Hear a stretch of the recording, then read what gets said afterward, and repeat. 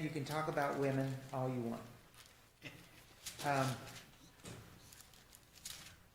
So, what makes you, I'm kind of on call, guys, I gotta keep my phone. What makes you feel loved and accepted? For me, it's like when people come to church so they can hear me speak. No.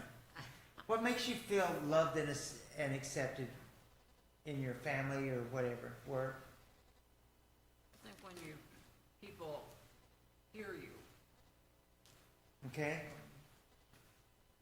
So that's That's the number one thing on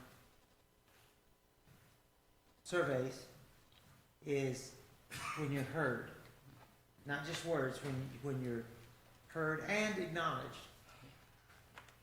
The Army did a survey, now it's been a long time ago, but we did a survey because we were having some budget issues like we are right now with our government, and they asked, would you rather get a certificate of achievement in front of the whole unit, which we had a unit of about 3,000 at Fort McPherson, Georgia, and so would you like public recognition or would you like a $100 gift?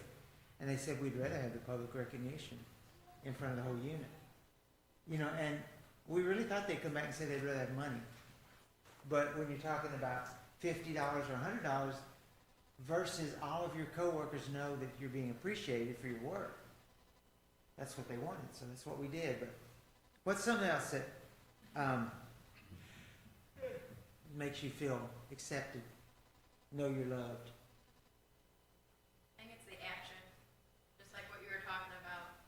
It's not just saying I appreciate you doing this, but it's showing your appreciation with it, recognizing people. You guys are good. So number 2 on the survey that I was getting this from, words are less trusted than signals of love, or words are less trusted as a signal of love than a concrete behavior. So when your action says I love you, more than your words say I love you. Number 3 was, Number 3 would be in the locks of the house. My key still works in it. well, that would be a concrete action, locking you out and changing the lock. You know, she called me about that, but I haven't had time to do it yet. Oh, okay. Now, you know, experiencing daily love correlates to higher psychological and physical well-being and more purpose in your life and more optimism. When you have nothing to live for in your mind, whether it's real or not, your health takes a dive, everything else takes a dive. Since I had whatever it was last summer, I felt less able to do my job and do physical stuff, which I found out in my blood work today made everything else mess up now. You know, and I know it's all a mindset. I know it's so. That's not all mindset. Well, some of it's just a set because I sit in the chair because I'm too tired to do anything else.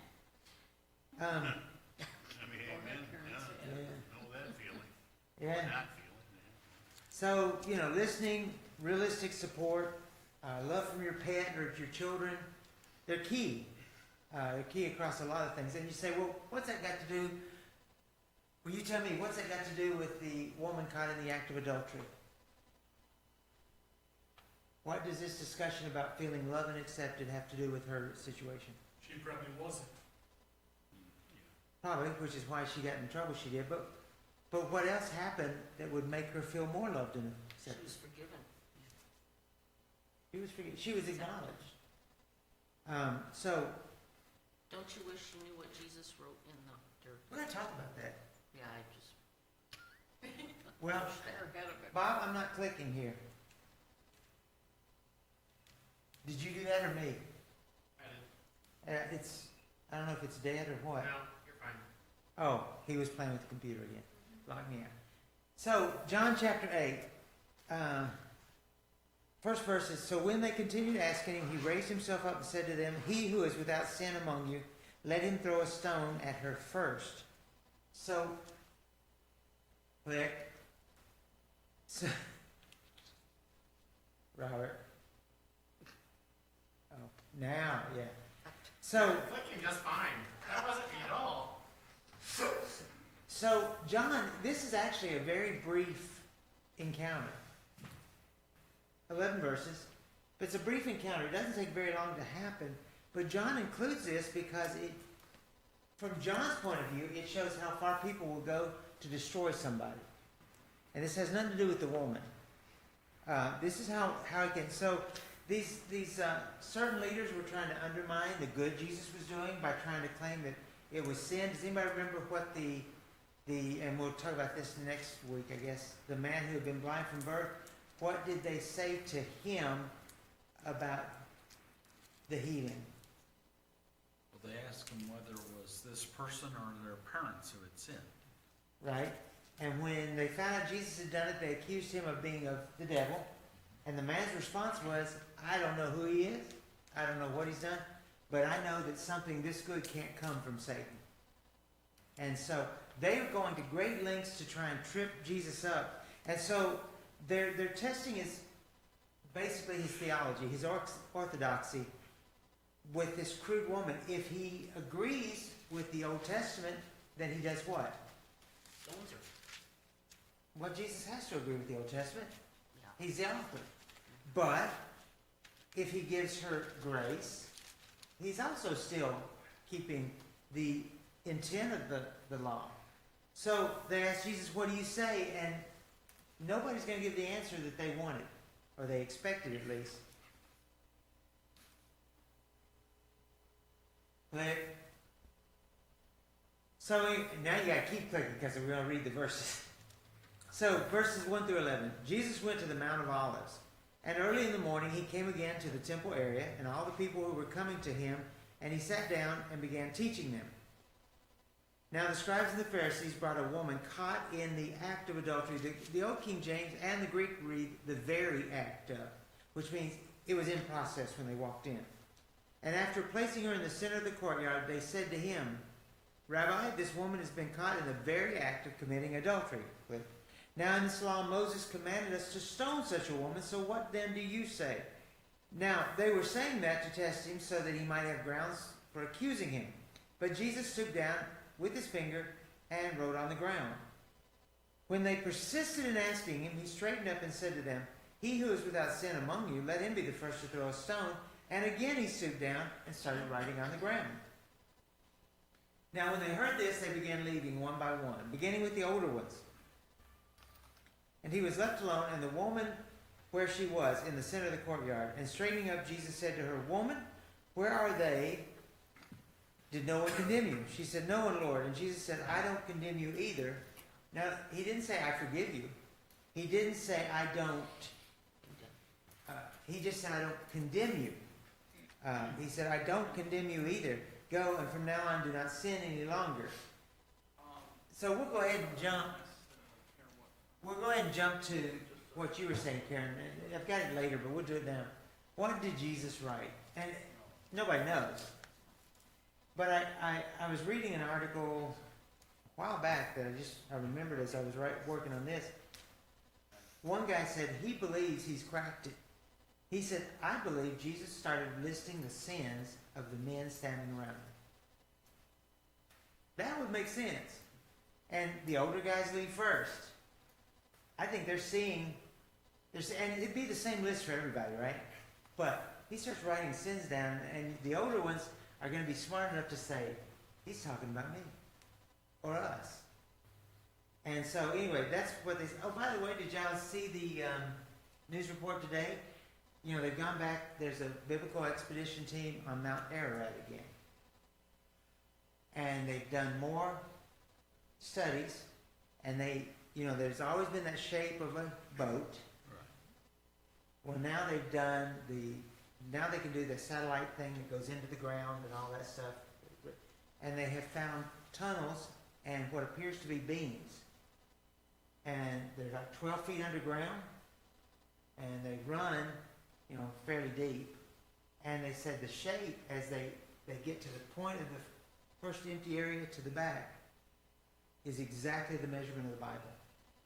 And so they say, we believe it is, but they're not willing to dig into it yet, although they have permission, because they say once you dig a hole in archaeology, you can never fill the hole in again. So they want to send down like probes and stuff first, cameras, but they believe it's there. So that's kind of interesting news. But it was interesting, the reporter on Fox News said, this does so much for my faith. And my response to me was, this should do nothing for your faith. It's interesting, it's exciting, maybe it will help others, but our faith is not dependent on archaeological finds that say Jesus was real or whatever.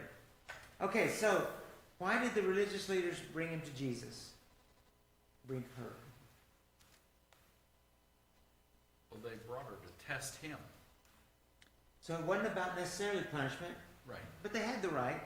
Leviticus 20 verse 10, if there's a man who commits adultery with another man's wife, one who commits adultery with his friend's wife, the adulterer and the adulteress, now this is in Hebrew, must be put to death. Deuteronomy 22, if a man is found sleeping with a married woman, then both of them shall die, the man who slept with the woman and the woman, so you may eliminate all evil from Israel. So this is kind of key to it. The old law demands their death. But I look at it this way. So one day we left church here. I don't know, I had a conversation with somebody that was kind of playing on my brain. I went down Carroll and ran a stop sign. I saw it last second. I hit my brakes, but then I just said forget it. And I rolled through, and then I saw the cop sitting just down the street. He pulled me over, and he said, "What? You know why you did that?" And I said, "Just left church. Mind was on that. Didn't see it till the last second, and then I didn't want to slam on my brakes." See, the law says I get a ticket for running a stop sign. He said, "You haven't," he looked me up and said, "You haven't had a ticket in like 20 years." I said, "No." He said, "Well, I'm not going to give you one today.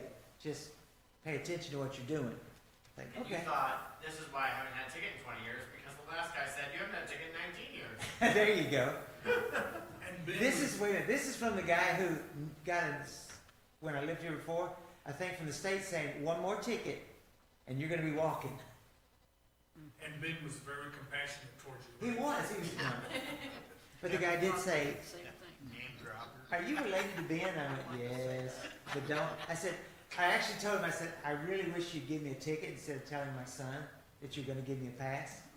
He goes, "Nope, and I am going to tell him when he comes in tonight." I said, "Great." Anyway, so, there are some things we have to think about. One is, right in human eyes can be wrong in God's eyes. Proverbs says there's a way that seems right to man, but in the end it's dead. So, just because something seems right in our society, doesn't mean it is. I had somebody ask me yesterday about the whole thing with transvestites and stuff, and I said, you know what? That was very prevalent in Roman times. It's always been there. Just sometimes it's more prevalent than other times. And it depends on the society. Secondly, is being religiously correct without love is a waste of time. You can know all the theology in the world. You can be able to quote the Bible, but if you don't have love for other people, those words do no good to you. Did you have something to Well, what we see here is Christ doesn't tell them that they're wrong to stone this woman. He does not. He just puts an additional restriction on them. So now they have to deal with their additional restrictions. And how many times do all of us, if we think about it, need to look at our additional restrictions? When I started coming here, one of the things Dwayne said, and I've mentioned this before, but he said, when you come and preach, please don't say you all the time. He said, the preacher who was before me, he said he would talk about, you're sinning, you're doing this, you're doing this. And I said, well, that's not how I preach anyway. I don't believe, because we all sin the same ways. Maybe they're different acts sometimes, but we all sin. James says knowledge can be a sin. He says, whoever knows the right thing to do and fails to do it, to him it's sin. So even correct doctrine can still be wrong. Law without righteousness becomes condemnation. If we don't righteously the word I want, ascribe, I can't think of the word, if we don't look at people from a righteous viewpoint, if we don't look at them as redeemable, we will always judge them too harshly. And again, judgment belongs to who? God. It's not mine to judge anyway. It's mine to share with people. It's mine to encourage people. It's not mine to judge them. The amount of kids I talk to on a daily basis that are so far past wanting to even talk about religion because of all of the bad representation we have in the media towards different issues is astronomically high.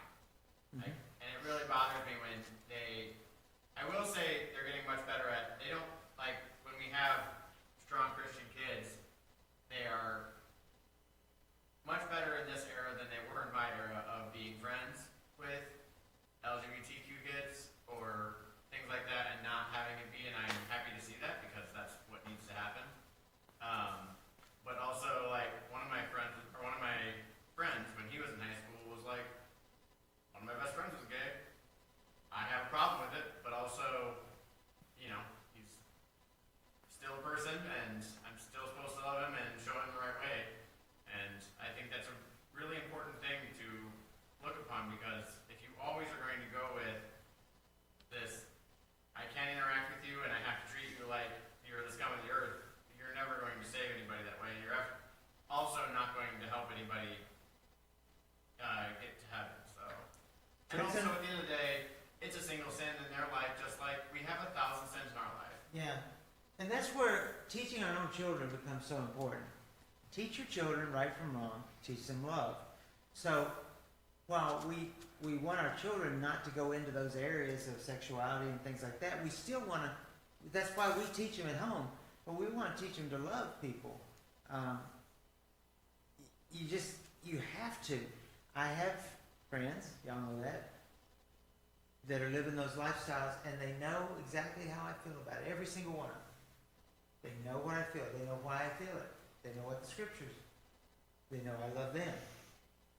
And we will never have inroads with people if they think we hate them for their sin. Now, if they ask us, will I go to hell for this? Well, I'm not the judge, but God says it's wrong. But he also says these things are wrong in my life. Well, one of the things that's interesting here is the restriction that Christ put on these. He who is without sin. Who was the only one there without sin that could have condemned this person? Christ. And Yes. he said, neither do I. So he made a choice. Go ahead, Bob. I would say, I know that you've always said, and I heard Karen say it too, that it's interesting, what was he possibly writing? I think it's more interesting the fact that he points out the old people left first.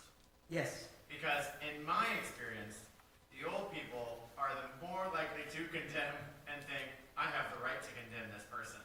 So I do Like think, grumpy old neighbors, get off my grass. yeah, exactly. Like, that is my experience with many of the older generation, not in this church at all, but but that is an experience that you have. So the fact that they say, I mean, I understand that there's a certain wisdom with that, like, oh, he just, told us what it is, but the fact that they were the first ones to say, okay, he's right. Like, I have just as much problems in my life. And I find it interesting, because I would think it would have been the opposite, that the young people would have been like, oh, I think I'll leave, I don't think a single person there walked away saying he's right. I think the older ones have the wisdom to say, this trap just failed. This is not going to work. Pointed a finger at them. The young people are still, wait a minute, we got him. We got him in this catch-22. They could see it in themselves. Huh? They could recognize it in themselves as being hypocritical, Yes. probably, yeah. Is this entire audience just for I assume this is whole public. Scribes and Pharisees. Scribes and Pharisees. So, Is it just scribes and yeah. Pharisees? But Okay. it's, you can be a scribe and a Pharisee at 20 Yeah, okay. or 60. But yeah, how? Well, when you look at it, and Christ says, let he who is without sin The only way you can cast that stone is to say, I have no sin. How many of us will And say if you that? say that, you've just blasphemed. Yeah. Yeah. They thought they had him in a catch-22.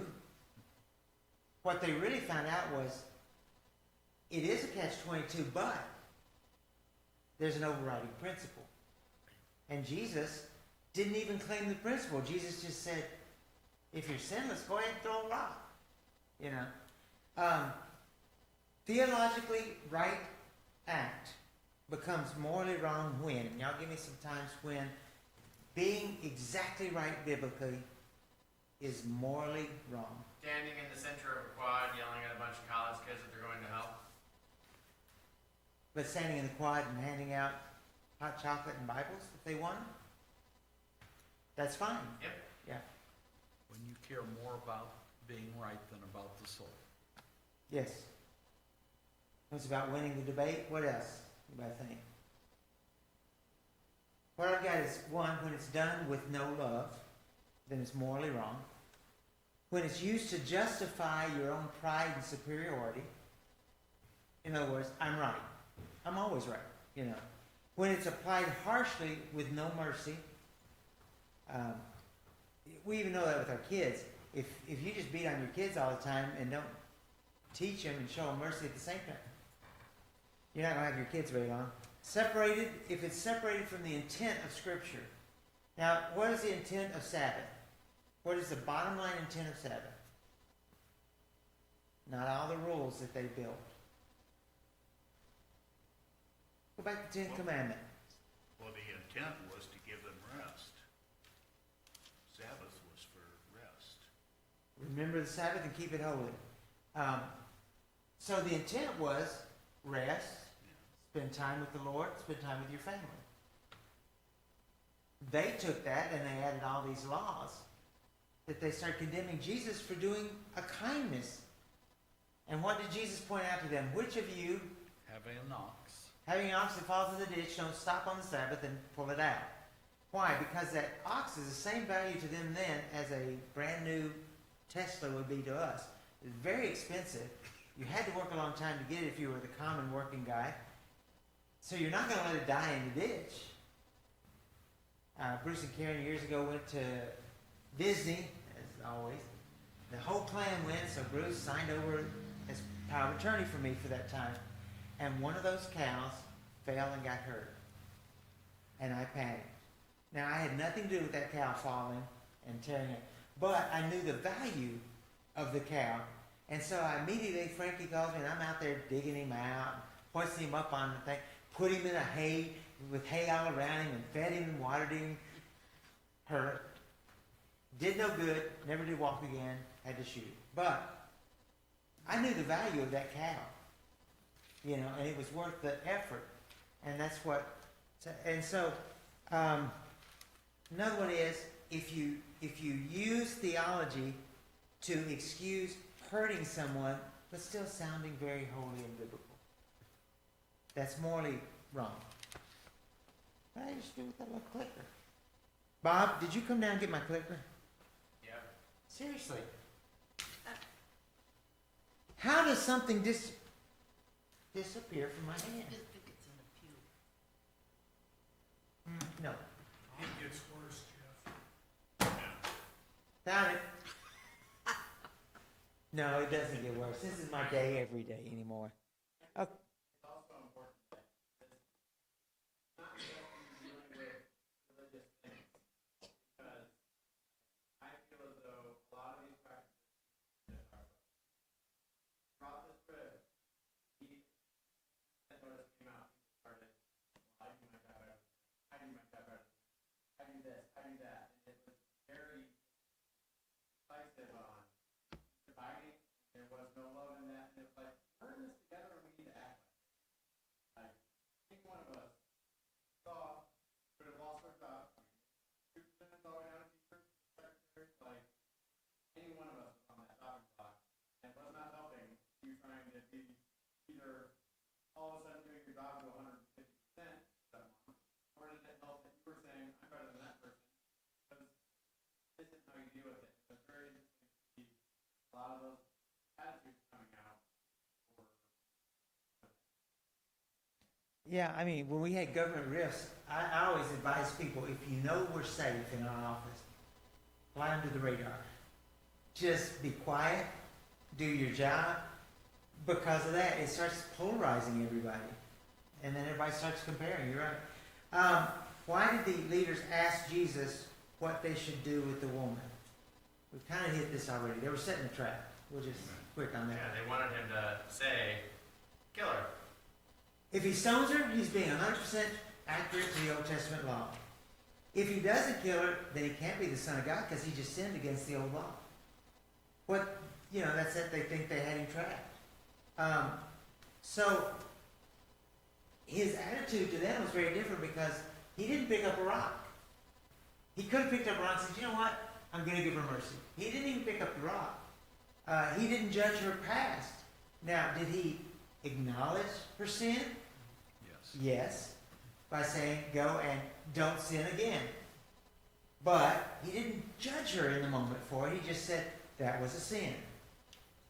Something a little different but similar is, remember one of the old design engineers that I got to work with before he passed away was, never design yourself into a corner. Always have an option or an alternate in case there's an issue there. And that to me, they thought they had the Lord trapped. But he was much more shrewd than they were. So to me, it's a principle we apply in everyday life in a lot of cases. I've mentioned this before, but in the Army you do murder boards, and they called that because they're horrible. But if you were doing a presentation, so when you got to the level I was at, you would appear before Congress, the Senate House Arms Committee. But during the war, there would be a daily morning briefing and afternoon briefing. If you were in management, you worked about 15 hours a day because you couldn't go home before you brief. So an hour before the briefing, each of us would stand up and do our part. Mine was personnel. We have this many troops in this area, we have this many of these different skills. And because they wanted to be very smooth and very fast, we would do it, and then these guys would start throwing questions, firing questions fast as they could. Rocks. Well, how many people total are there in the Army Reserve with this MOS? And so you had to, it was a murder, because it was murder. It was horrible to stand up there. But we did it daily. That's what they're doing. They didn't think their way out of it. They didn't consider all the different avenues because there was no love in their hearts for Jesus, and there was no love for the woman. They were willing to sacrifice her life to prove a point. That's horrible. I'll kill this woman. I'm innocent, but I'll kill this woman just to get Jesus. He also didn't yell at them. I mean, you could have walked away mad because he screamed and yelled at us. He was horrible. Instead, he squatted down. I might not get back up again, but he squatted down and started writing in the dirt. And that was it. I was gonna say, this is one of those moments where I definitely know I could never be Jesus, because once everyone walked away, I feel like I would have taken a rock, tossed it at her and said, all right, you've been stoned. Because one person stoning is not going to do any, that's, I think, another point of the story. Oh, did I hit you? I'm sorry. Yeah. I mean, you're right. He was the only person that was capable of following, let the first person without sin be stoned. Well, one person throwing a rock don't do anything. Well, I should say anything, but not going to kill you. So, I don't know. I think that's You're probably correct. worth saying. Well, I think I would have lost my temper with him if I was Jesus. Because that's how I react to things. Yeah. If you peg me in a corner, I get mad and I fight back. Otherwise I'm even tempered. So, which group in this story do you relate to more? Please, ladies, don't admit the woman. But no. Karen? The Pharisees. What is it about the Pharisees' viewpoint on the law that is comforting to people? It's a checklist. You can check the list off, and you get the checklist checked off, and you're good. Most of us want some kind of a checklist. Well, yeah. That's why I write to-do lists every day. Yeah. It's easier. Yeah. I don't have to think about it. You get it done, and it's done. So, yeah, I think a lot of us would look at that. And in our world today, people who are doing evil getting away with it. Mhm. And I'm getting tired of it. When is justice gonna happen? And I guess we're just gonna have to wait till the Lord comes but it's hard to be patient for that and let evil just keep doing evil. Life is not fair. Well, it's not. Now, is there a time and place where a Christian might have to fight back for what they believe? Sure. Yes. But for the most part, most of the martyrs you saw didn't fight back and got killed. The Templars did. All these warrior Catholics did. But most martyrs die because they stand there and say, I'm not giving up God. You have to kill me. And they do. Missionaries that say, I know it's dangerous. You know, I really don't want to go back to Haiti right now. But I said, if you can't do your job without some support, I'll come and cross the Dominican border to see you. Because it's the right thing to do, to be willing to do that. I don't want to, but I would. I told him I'd rather meet you in Dominican Republic and have a meeting, you know, just across the border. But anybody else, what group do you identify with? I think most of us identify with the Pharisees. The scribes were a bunch of lawyers. They came up with the trap, probably, you know, because they knew the law. I think that the scribes failed in the fact that they didn't bring the man to. Jesus had every right to say, you want to follow the law, where's the guy? Oh, yeah. Because that's what Deuteronomy said. Yeah. Both. Both get stoned. And so that would have been my first question from that was not, all right, let's cast the first stone. No. Where's the guy so we can throw rocks at him too? And you would have been caught in their trap Yeah. had you Exactly. done that. Yeah. The scribes consider themselves people who can write down the scriptures. Is that what you mean by scribe?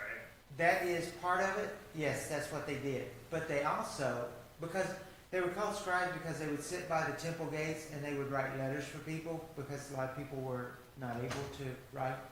Especially if they were Jews, they spoke Hebrew and they might not be able to read and write in Latin or Aramaic, you know, any of the other languages. But the scribes were predominantly lawyers. The Pharisees were religious leaders that were extremely conservative. The Sadducees were much more liberal in their theology. But they hated Jesus. You might know why the Sadducees hated him? Because he's taught about a resurrection. And they didn't believe in the resurrection. Right. Heaven is on earth. Heaven is what we make of it now. And so the scribes were the lawyers. They're the in-betweens. Scribes typically were not on the Sanhedrin. Pharisees and Sadducees could be, but it was almost always Pharisees because they wouldn't let the Sadducees in. But they were the religious leaders. Scribes were the scribes and the lawyers. And that's, yeah. So what words would you use to describe the people? What word would you describe the crowd? Bloodlust? Loveless? No. Bloodlust. I think they were. Bloodlust, okay. I think there's a certain amount of crowd mentality of, I'm itching for this. I mean, there's a reason public execution was a big thing up until like 1950 in Europe. A ridiculously late time. So, Well, our own history in this country, when you heard there was going to be a hanging, everybody went to town. There's a big festival that day. How would you describe Jesus' treatment of the woman? What are some words? Compassion. Compassion. He reserved his judgment. Okay. So self-control. Kindness, love. You know. How did he address the sin though? Because this story too often from the pulpit, the story will come out as, so the feeling you leave with is, so we should just ignore everyone's sin. No, he acknowledged. That's not the answer. He acknowledged it. How did he? He didn't say you've sinned. He said, "Don't sin no more." Don't sin anymore. He acknowledged it Without and dealt- embarrassing her. and dealt with it. But he didn't condone it. He didn't condone it, Yeah. but he also didn't embarrass her by saying, don't go sleeping with your neighbor again. That would have hurt her. But he said, stop. Just stop. And that's not a mean, hurtful thing. Now, if she doesn't stop, she will be judged for those sins. It'll happen. He did this. What other adulteress did he do that with? Exact same thing. Woman at the well. The woman at the well, right? So how does Jesus' interaction encourage us? Well, I hope he's going to treat me the same way he treated her. You know, I hope he'll tell me, just stop. You know, and I tend to think of this story. This is one of my favorite stories because when I do wrong and I get down on myself, and I think, you can just start over again. You know, you lost your temper. Just think about it next time and don't let your temper get away with you. I Bob? don't think this account is about Jesus' interaction with us. I think it's all about our interaction with other people with sin. It is. And, I mean, don't get me wrong, how has it encouraged me? I wish I could say it encourages me by saying all the Christians of the world would view people this way. But unfortunately, that's not. It encourages me that when I'm interacting with people and I choose love over hate, that I'm doing the right thing. Just say now. You know, that's one of the reasons a large group of people like Charlie Kirk and a lot of people hated him. Because Charlie Kirk did not attack everyone. He just answered their questions or their statements. So they would say, you know, you do this, and he goes, well, the Bible says, or history says, and because they couldn't defend themselves against truth, then they have to revert to hate. He didn't have to condemn them, they condemned themselves. Oh, absolutely. Oh, yeah. And so many, I think college kids are hilarious because they think they know everything and they know very little. And so, you know, you would see them just get so angry because he just smiled at them and answered their question. And they couldn't then come back. They thought they were so smart with the question they were going to ask. But they had no, kind of like you said, they had no back door to that. How? It tells me that I don't have to fix everyone in the world. And that's a big thing. You know, sometimes we look at this and think, I've got to fix everything around me. I don't have to fix everybody in the world. Right. Bob, it's bell time, I think. Derek's not here for me to bring it at, so. So, I've got a few notes here to in this. How do we avoid that spirit that the Pharisees had? Well, one, practice self-examination before you condemn somebody else. Think about it. And remember, let him who is without sin. Refuse the pull of group outrage. Why did the crowd start shouting, crucify him? Because somebody said it first. That's right. And the group hysteria took over to the point that even Peter got scared. Speak truth without humiliation. You can speak the truth. So I was asked from someone here about a specific sin.